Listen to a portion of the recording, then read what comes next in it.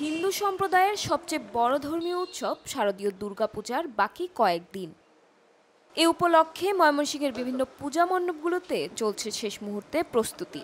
সময় ঘনিয়ে আসায় প্রতিমা তৈরিতে ব্যস্ত সময় পার করছে কারিগররা। প্রতিমা শুকানোর পর শুরু হবে রং ও সাজসজ্জার কাজ। তবে এবছর প্রতিমা তৈরির উপকরণের দাম বেশি এবং পারিশ্রমিক কম হওয়ায় হতাশ কারিগররা। এদিকে পুলিশ প্রশাসন বলছে পূজা মণ্ডপগুলোর নিরাপত্তায় মোতায়েন করা হবে অতিরিক্ত পুলিশ।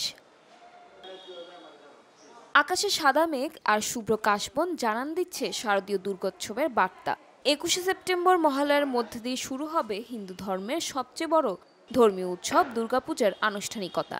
সময় ঘনিয়ে আসায় ময়মনসিংহের প্রতিটা মন্দিরে চলছে শেষ মুহূর্তের প্রস্তুতি। দিনরাত কাজ করে কারিগররা শেষ করছেন প্রতিমা তৈরির কাজ। রং ও সাজসজ্জার কাজও শুরু হওয়ার পাশাপাশি মন্দিরগুলোতে চলছে ডেকোরেশনের কাজ।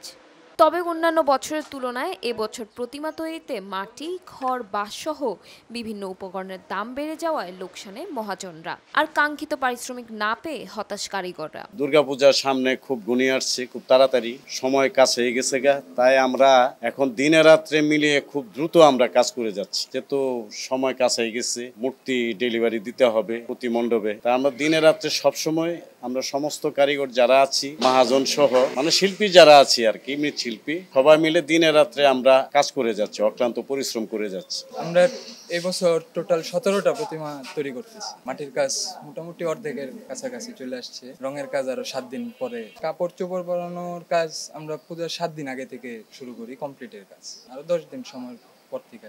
এই বছরে কাজ কাম আমরা যা করি কিন্তু একটু নিম্ন মধ্যে পড়ে গেছি আর কি। আগের থেকে আপনার যে কাজ করতাম এই কাজের তুলনায় টাকা নাই, তো আপনাদের লোকের খরচ বেশি, আমার খরচ বেশি, আমরা ওই তুলনায় বেতনও পাই না, মালপত্র সবকিছু দাম বাড়তি, তাই আমাদের পোষায় না। এই সময়ে আগের সময়ে ভালো আসলো, সব দিক দিয়ে ভালো ছিল, বেতনও পাইতাম, মালপত্রের দাম কম আসলো, লোকজন একটু পরিশ্রম বেশি দিত, পারার কারণে লোকজন আসে না। কমায় বললেন আমরা কাজ করবো না, আগের থেকে এটা করে আইসি, কি করবাম, বহুত আগের থেকে এটা কাম করতেছি, আমাদের তো করতে হইব। এবার আসলে সব জিনিসের দাম বাড়তি, আমরা প্রতিমা তো বানাই লাগতেছি, প্রতি বছর বানাইতে হইব। তবে এবার মাটির দাম, খেরের দাম, বাঁশের দাম, স্টাফের বেতন, ওই হিসাবে মূর্তির দাম বাড়ছে না। মূর্তির দাম ওই আগের তুলনামূলক ভাবে দাম, কিন্তু করা লাগতেছে এটাই কাজ, ছাড়া কি করবো আমরা। সুষ্ঠুভাবে পুজো সম্পন্ন করার জন্য প্রতিটি মণ্ডপে নিশ্চিদ্র নিরাপত্তা ব্যবস্থার দাবি জানান পূজা উদযাপন পরিষদের নেতারা। আমরা প্রতিমা তৈরির এখানে নিরাপত্তার ব্যবস্থাও কথা বলেছি। জেলা প্রশাসনের সাথে আমাদের কথা হয়েছে, তারা আমাদেরকে আশ্বস্ত করেছেন যে পুরা জেলায় পূজা মণ্ডপে নিশ্চিদ্র নিরাপত্তার ব্যবস্থা করবে। আমাদের প্রার্থনা থাকবে মায়ের কাছে তিনি শান্তিরূপে আসুক এবং বিশ্বের সকল মানুষকে তিনি শান্তি দান করুক। এদিকে পুলিশ প্রশাসন বলছে পূজা মণ্ডপগুলোতে সিসি ক্যামেরা স্থাপন এবং কন্ট্রোল রুম খোলা হচ্ছে। এবার পূজায় নিরাপত্তায় মোতায়েন থাকবে 1000 পুলিশ সদস্য। আসন্ন শারদীয়া দুর্গাপূজা উপলক্ষে আমাদের ময়মনসিংহ জেলা পুলিশ আইন শৃঙ্খলা রক্ষার জন্য বিভিন্ন কর্মসূচি গ্রহণ করেছে।